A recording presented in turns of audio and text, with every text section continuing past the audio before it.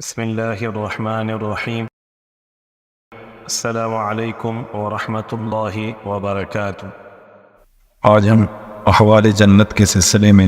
جس موضوع کے اوپر بات کریں گے وہ ہے اہل جنت کا لباس۔ اس ویڈیو کو شروع کرنے سے پہلے اگر آپ نے اس چینل کو سبسکرائب نہیں کیا تو پلیز اس کو سبسکرائب کر دیں اور بیل کا بٹن پریس کر دیں تاکہ اس قسم کی مزید ویڈیوز آپ تک بر وقت پہنچ سکیں۔ تو چلیں شروع کرتے ہیں۔ اہل جنت کا لباس۔ حضرت ابو الخیر مرشد بن عبداللہ رضی اللہ عنہ فرماتے ہیں، جنت میں ایک ایسا درخت ہے جس پر سندس لگتا ہے جو اہل جنت کا لباس ہے۔ حضرت ابو ہریرہ رضی اللہ عنہ فرماتے ہیں، بے شک مومن کے گھر میں 40 کمرے ہوں گے اور ان کمروں کے درمیان میں وسیع سین ہوگا۔ اس سین میں ایک درخت ہوگا جس پر کپڑوں کے جوڑے لگیں گے، وہ اپنی 2 انگلیوں کے ساتھ 70 جوڑے اٹھا سکے گا جن پر لؤلؤ، زبرجد، مرجان جوڑے ہوئے ہوں گے۔ دنیا میں ریشم اور سونے چاندی کے استعمال سے آخرت میں محرومی ہوگی۔ اس کے متعلق حضرت حذیفہ رضی اللہ عنہ فرماتے کہ میں نے حضور صلی اللہ علیہ وسلم کو یہ فرماتے سنا، تم موٹا اور باریک ریشم نہ پہنو اور سونے چاندی کے برتنوں میں نہ پیو اور نہ ان سے بنی ہوئی پلیٹوں میں کھاؤ، اس لیے کہ یہ ان استعمال کنندگان کے لیے دنیا میں ہیں اور تمہارے لیے آخرت میں ہیں۔ حضرت عمر رضی اللہ عنہ سے مروی ہے، حضور صلی اللہ علیہ وسلم نے ارشاد فرمایا، جس نے دنیا میں ریشم پہنا اسے آخرت میں نصیب نہیں ہوگا۔ حضرت ابو ہریرہ رضی اللہ عنہ سے مروی ہے کہ نبی کریم صلی اللہ علیہ وسلم نے ارشاد فرمایا، جس نے دنیا میں ریشم پہنا آخرت میں اسے نہیں پہن سکے گا، اور جس نے دنیا میں شراب پی آخرت میں اسے نہیں پی سکے گا، اور جس نے سونے چاندی کے برتنوں میں دنیا میں پیا وہ آخرت میں ان میں سے نہیں پی سکے گا۔ بغیر توبہ مرنے والے شراب نوش کو جنت میں شراب ملے گی یا نہیں؟ اس کے متعلق علامہ قرطبی رحمۃ اللہ علیہ اس حدیث کی تشریح میں فرماتے ہیں، ان چیزوں میں مبتلا شخص جب تک توبہ نہ کر لے اس سے محروم رہے گا اگرچہ جنت میں بھی داخل ہو جائے،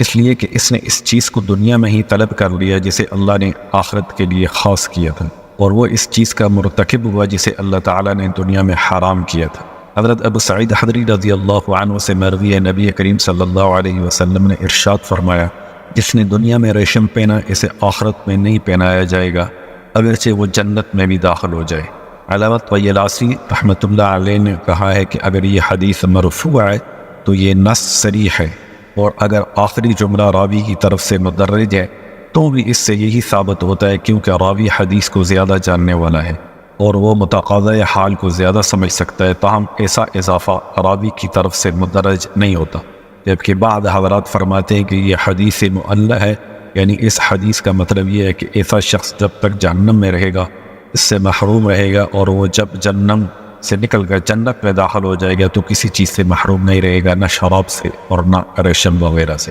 حضرت اکرمہ رضی اللہ عنہ فرماتے ہیں کہ تحقیق جنتی آدمی کو ایک ہی وقت میں 70 رنگوں کا لباس پہنایا جائے گا۔ اب بات کرتے ہیں کہ جنت میں حصول لباس پہننے والے اعمال کون سے ہیں۔ ان میں سب سے پہلے ہے کفن پہنانا۔ حضرت ابو رافع رضی اللہ عنہ سے روایت ہے، رسول اللہ صلی اللہ علیہ وسلم نے ارشاد فرمایا، جس نے میت کو کفن پہنایا تو اللہ تعالیٰ اسے جنت میں سندس اور استبرق ریشم پہنائے۔ اس کے بعد عاجزی کے سبب دا لباس چھوڑ دینا۔ حضرت معاذ بن انس رضی اللہ عنہ فرماتے ہیں، نبی کریم صلی اللہ علیہ وسلم نے ارشاد فرمایا،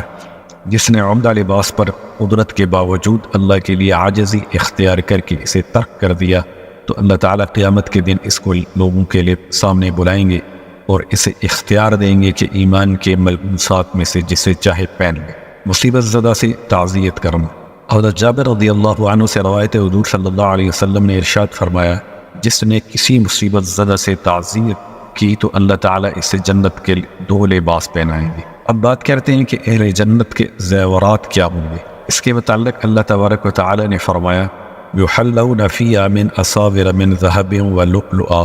گہنا پہنائیں گے ان کو وہاں کنگن سونے کے اور موتی کے ہوں گے۔ ایک اور جگہ ارشاد ہے، وحلوا اساور من فضہ، اور ان کو پہنائے جائیں گے کنگن چاندی کے۔ اہل جنت کو زیور پہنانے کی کیا وجہ ہوگی؟ اس کے متعلق امام قرطبی رحمۃ اللہ علیہ فرماتے ہیں، مفسرین نے تحریر فرمایا ہے کہ ہر جنتی کے ہاتھ میں 3 زیورات ہوں گے، سونے کا کنگن، چاندی کا کنگن اور لؤلؤ کا کنگن۔ مفسرین فرماتے ہیں کہ جیسے بادشاہ دنیا میں زیورات اور تاج پہنتے ہیں، اسی طرح اللہ تعالیٰ یہ زیورات جنتیوں کو پہنائیں گے کیونکہ وہ بھی جنت میں بادشاہ ہوں گے۔ اہل جنت کے تاج کے متعلق حضرت ابو سعید خدری رضی اللہ عنہ سے مروی ہے، حضور صلی اللہ علیہ وسلم نے اللہ تعالیٰ کے فرمان جنات عدن يدخلونها يحلون فيها من أساور من ذهب ولؤلؤا ولباسهم فيها حرير، بعضیں بسنے کے جن میں وہ جائیں گے وہاں ان کو گھینا پہنایا جائے گا، کنگن سونے کے پہنائے جائیں گے اور موتی کے، اور ان کی پوشاک وہاں پر ریشم کی ہو۔ ایک اور جگہ ارشاد ہے ان علیہم، یہ ایک حدیث کے الفاظ ہیں، اس کا ترجمہ اس طرح ہے بلا شبہ جنتیوں کے سر پر تاج ہوگا جس کا ادنا لؤلؤ مشرق اور مغرب کے مابین کو نور سے منور کر دے گا۔ ادنا جنتی کا کتنا زیور ہوگا، اس کے متعلق حضرت ابو ہریرہ رضی اللہ تعالی عنہ سے روایت ہے کہ رسول اللہ صلی اللہ علیہ وسلم نے ایک حدیث بتائی، اس کا ترجمہ اس طرح ہے کہ اگر ادنا جنتی کے زیور کا تمام دنیا کے زیورات سے مقابلہ کیا جائے تو جو زیور اللہ تعالیٰ اس کو آخرت میں پہنائیں گے وہ دنیا کے تمام زیورات سے افضل ہوگا۔ جنتی لباس کی چمک کتنی ہوگی، اس کے متعلق حضرت قعب احبار رضی اللہ عنہ نے فرمایا جس دن سے اللہ تعالیٰ نے جنت بنائی ہے اس دن سے ایک فرشتہ جنتیوں کے کپڑے رنگ رہا ہے اور قیامت تک وہ رنگتا رہے گا، اور اگر جنتیوں کا کوئی کپڑا دنیا میں ظاہر کر دیا جائے تو بلا شبہ سورج بے نور ہو جائے گا۔ حضرت خالد رضی اللہ عنہ سے مروی اصحاب رسول صلی اللہ علیہ وسلم فرماتے تھے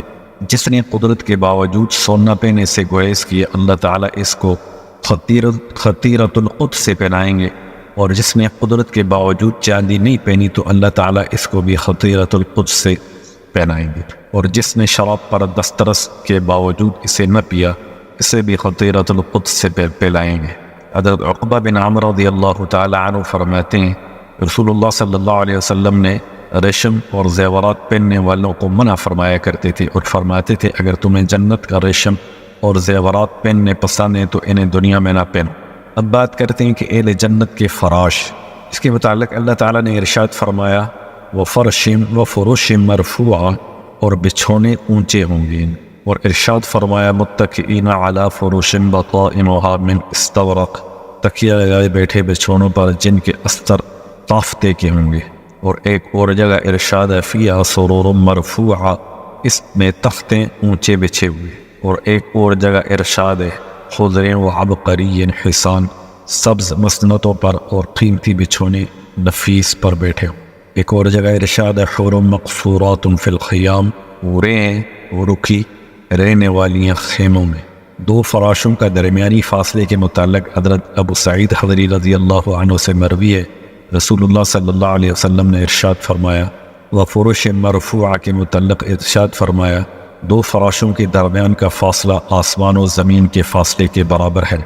امام ترمذی رحمۃ اللہ علیہ فرماتے ہیں کہ بعض اہل علم نے اس آیت کی تفسیر میں فرمایا ہے کہ بے شک فراش درجات کے اعتبار سے ہوں گے اور درجات کے درمیان زمین اور آسمان کے برابر فاصلہ ہے۔ حضرت ابو امامہ رضی اللہ عنہ ارشاد باری تعالیٰ و فرش مرفوعہ کی تفسیر میں ارشاد فرماتے ہیں اگر اوپر کے بستر والا نیچے والے بستر پر آنا چاہے تو نیچے والا بستر تک 40 سال میں بھی نہیں پہنچ سکے گا۔ جنتی فراش کی خوبصورتی کتنی ہوگی، اس کے متعلق حضرت عبداللہ بن عباس نے حضور صلی اللہ علیہ وسلم ارشاد باری تعالیٰ بطائنها من استبرق کی تفسیر میں فرمایا اللہ تعالیٰ نے صرف اندرونی سمت کے بارے میں بتایا ہے، بس اس کا باہر کا حصہ کیسا ہوگا۔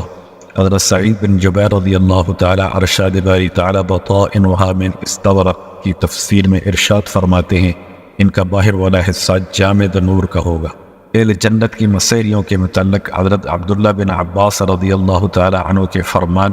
علی سرور موضوعہ کی تفسیر میں ارشاد فرماتے ہیں وہ تخت سونے سے آراستہ ہوں گے۔